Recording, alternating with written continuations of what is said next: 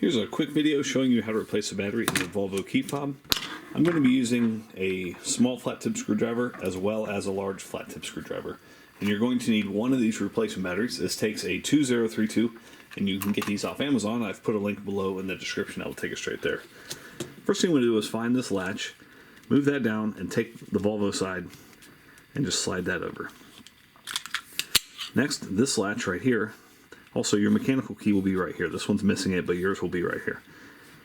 This latch, slide that over, and then slide the back portion off. Flip this over, and this is where I like to use my large flat tip screwdriver to move it to open. And then I like to use the smaller one. If you have long nails, you should be fine. That's how you remove that battery. That usually doesn't pop out that easily. If it doesn't, just pry it out right there. Put your new one positive side facing upward like that.